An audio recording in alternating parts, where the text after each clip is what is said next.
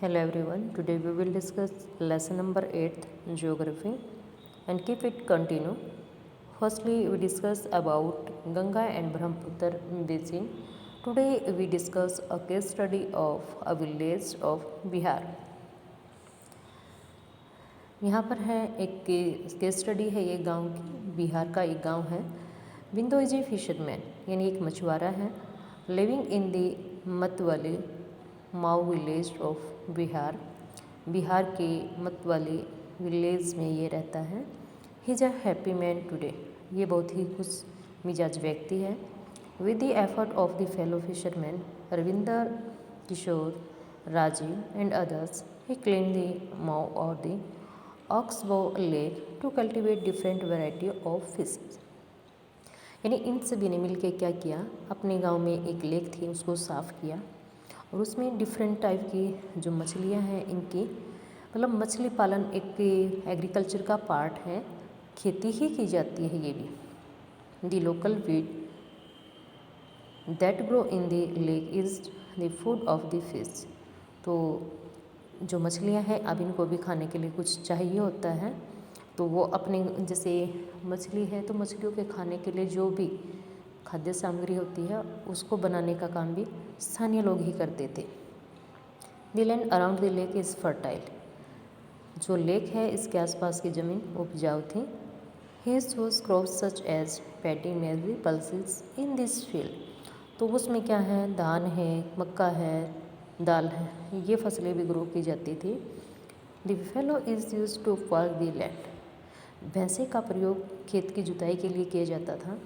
The community is satisfy, और वहाँ के जो समुदाय था वो सभी संतुष्ट थे. There is enough fish catch from the river, और जो नदी थी उसमें उनको इतनी सारी मछलियाँ मिल जाती थी जो उनके लिए काफ़ी थी. Enough fish to eat and enough fish, यानी जो उनको खाना था सभी की नीड्स पूरी होती थी, कुछ बेच भी देते थे.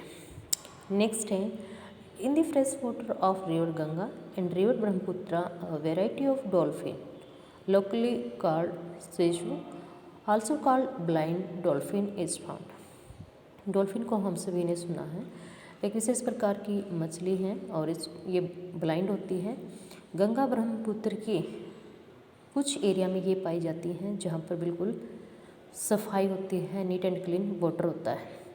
The presence of susu is an indication of the health of the river.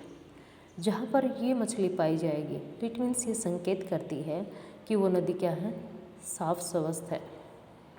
The untreated industry and urban waste with the high amount of chemicals are killing this species.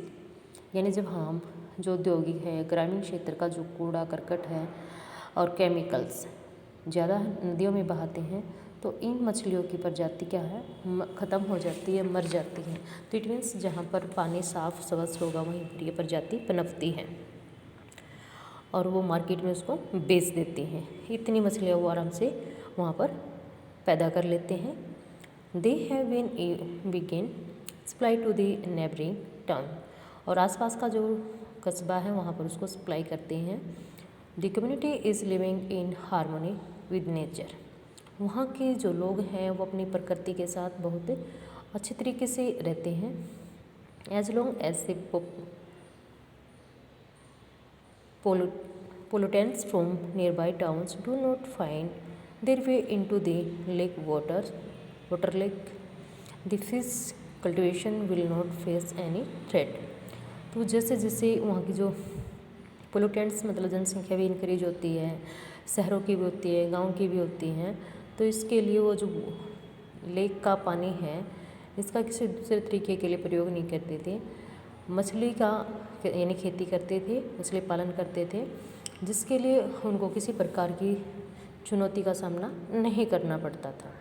Ganga Brahmaputra plains has several big towns and cities. ये जो गंगा और ब्रह्मपुत्र नदी हैं इनके किनारों पर बहुत सारे बड़े बड़े नगर और शहर बसे हुए हैं. The city of Allahabad, Kanpur, Varanasi, Lucknow, Patna and Kolkata, ये आपकी गंगा नदी के किनारे स्थित शहर, all with the population of more than 10 lakh are located along the river Ganga. और ज़्यादातर इन शहरों की जो पॉपुलेशन है वो 10 लाख से ज़्यादा। The waste water from this towns and industry is discharge into the river. इन जो सिटी हैं इनका जो वेस्ट वाटर होता है वो क्या है, इसमें नदी में डिस्चार्ज कर दिया जाता है। They leads to the pollutions of the river, जिससे क्या होगा, नदी का पानी प्रदूषित होगा। All the four ways of transport are well developed in the Ganga Brahmaputra basin. सभी प्रकार के जो 4 मीन ऑफ ट्रांसपोर्ट हमारे यातायात के साधन वो विकसित किए गए हैं इस एरिया में। In the plains area the roadways and railways transport the people from one place to another. जो मैदानी क्षेत्र है वहाँ पर रोड और जो रेलवे है इसका नेटवर्क अच्छे से बिछाया गया है ताकि व्यक्ति एक स्थान से दूसरे स्थान पर आराम से आ जा सके। The waterways an effective means of transport particularly along the reverse. यानी जो नदियाँ हैं, नदी के आसपास वाले क्षेत्र में मीन ऑफ ट्रांसपोर्ट कौन से वाले, वाटरवेज वाले विकसित किए गए हैं। Kolkata is an important port of the river Hooghly. Hooghly नदी के किनारे अपना शहर है कोलकाता, काफ़ी फेमस बंदरगाह है ये। The plain area also has a large number of airports. मैदानी क्षेत्रों में ज़्यादातर क्या होंगे, हमारे airport. Tourism is an another important activity of the basin. पर्यटन यहाँ के क्या है, मुख्य क्रिया है। Taj Mahal on the bank of river Yamuna in Agra. Agra में यमुना नदी के किनारे Taj Mahal. Allahabad on the confluence of the river Ganga and Yamuna. Allahabad Ganga और यमुना नदी के किनारे। Buddhist in Uttar Pradesh and Bihar. Lucknow with its Imambara. Assam with Kaziranga and Manas with wild life sanctuary and Arunachal Pradesh with a distinct tribal culture are some of the places worth a visit. इन सभी स्थानों की कुछ न कुछ इम्पोर्टेंट प्लेसेस हैं जिसके लिए टूरिस्ट वहाँ पर आते जाते हैं, जैसे काजीरंगा है, मानस है, काफ़ी फेमस अपनी वाइल्ड लाइफ है ये। और हम लोग या विदेशी यहाँ पर इनको देखने के लिए जाते हैं, जैसे कि tiger in Manas wild life century. Tiger भी है, लायन भी है, एलिफेंट भी है, क्रोकोडाइल भी है और वन हॉर्न राइनाहोस ये भी यहाँ पर असम में ही पाए जाते हैं। Thank you, have a nice day.